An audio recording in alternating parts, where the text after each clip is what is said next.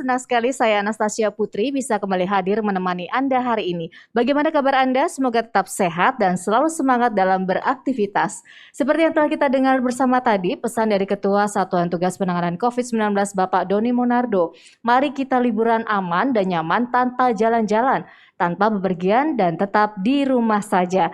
Serta jangan lengah dan lelah untuk disiplin dalam menerapkan protokol kesehatan kapanpun dan dimanapun. Serta jangan lupa untuk mengurangi kegiatan yang bisa berpotensi menimbulkan kerumunan.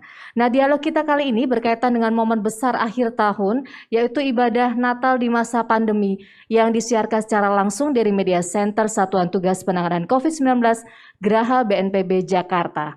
Pemirsa, pengalaman adalah pelajaran berharga. Data menunjukkan dalam rentang waktu 10 sampai 14 hari setelah masa libur terjadi kenaikan jumlah kasus harian dan kumulatif mingguan sebesar lebih dari 50%. Karena itulah semua pihak harus bekerja sama agar tidak lagi terjadi peningkatan kasus yang diakibatkan kelalaian menerapkan protokol kesehatan selama beribadah Natal dan libur akhir tahun. Lalu bagaimana mempersiapkan ibadah Natal dan libur akhir tahun aman dari COVID-19? Telah hadir di studio narasumber yang akan berbagi kepada kita semua. Yang pertama saya perkenalkan ada Romo Vincentius Adi Prasojo selaku Sekretaris Jenderal Keuskupan Agung Jakarta. Apa kabar Romo? Baik, sehat, terima kasih. Ya, dan selanjutnya narasumber kita kedua ada Pendeta Jacqueline Fried Manuputi, Sekretaris Umum Persekutuan Gereja-Gereja di Indonesia. Apa kabar Pendeta Jackie? Baik, Anastasia, salam buat pemirsa di rumah.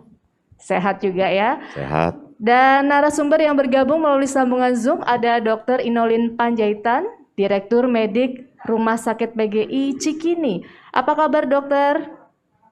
Baik Bu, sehat ya. Semoga kita semua sehat ya. Ya amin. Terima kasih dokter telah bergabung bersama kita semua pada hari ini. Nah, pertama-tama saya mau bertanya ke Romo Adi dulu. Romo Adi, sebentar lagi Natal tanggal 25 sudah di depan mata ya.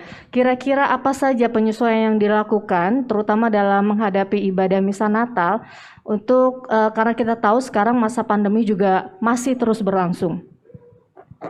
Terima kasih.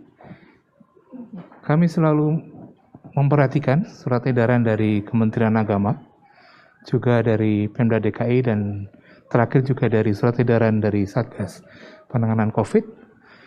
Karena itu tentu untuk ibadat Natal, kami menyebutnya ibadat, menghindari kata-kata perayaan, supaya mengingatkan jemaat bahwa ini kita masuk dalam peribadatan, suasana hening dan sederhana.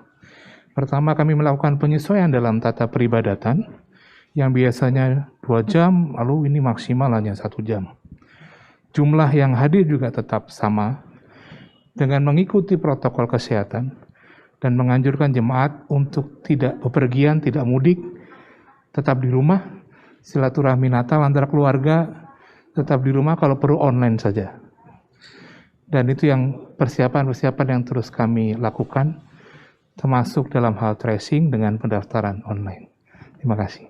Jadi artinya ada juga perayaan secara langsung di gereja katedral, begitu ya Romo? Sudah 3 bulan ini kami mengadakan peribadatan tatap muka offline. Dan untuk Natal peribadatan tetap ada, dengan tetap mengikuti protokol kesehatan, dengan durasi yang dipersingkat, dan aturan yang semakin ketat, apalagi di daerah di Jakarta situasinya semakin seperti kita ketahui bersama, begitu. Baik, jadi seperti apa tuh? Jadi peribadatan ini nantinya misa Natal hanya bisa dihadiri oleh berapa jemaat? Ya. Terus kemudian apa saja yang harus dilakukan jemaat yang ingin melakukan ibadah secara tatap muka? Ya, untuk peribadatan ada 2, melalui online maupun offline. Bagi umat yang datang untuk offline, pertama dia harus terdaftar secara online.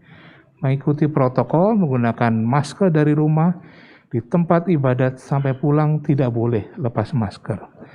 Menjaga jarak sebagaimana sudah kami lakukan selama ini, memastikan sehat, dan para pelayan peribadatan juga dipastikan bebas COVID dengan tes yang ada. Jadi peraturannya tetap sama, kapasitasnya juga tetap sama, 20% dari jumlah umat yang bisa hadir.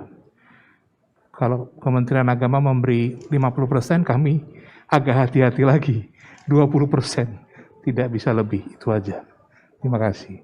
Baik, jadi sangat ketat sekali tentunya nanti ya pada saat misa Natal. Lalu saya ke Pendeta Jeki, kalau Pendeta Jeki apakah juga sama peraturan yang diterapkan untuk misa Natal nanti? Terima kasih Anastasia. Saya kira sama saja ya. Keprihatinan kita terhadap perkembangan kasus pandemi COVID-19 sampai dengan data terakhir. Tadi malam kami masih berkoordinasi, hadir dalam rapat koordinasi reguler yang dilakukan oleh BNPB, dan kita memperhatikan dengan sungguh-sungguh kenaikan dan sebaran gereja di Indonesia telah mengeluarkan imbauan pastoral.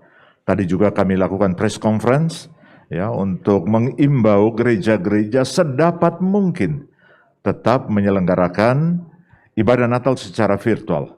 Ya.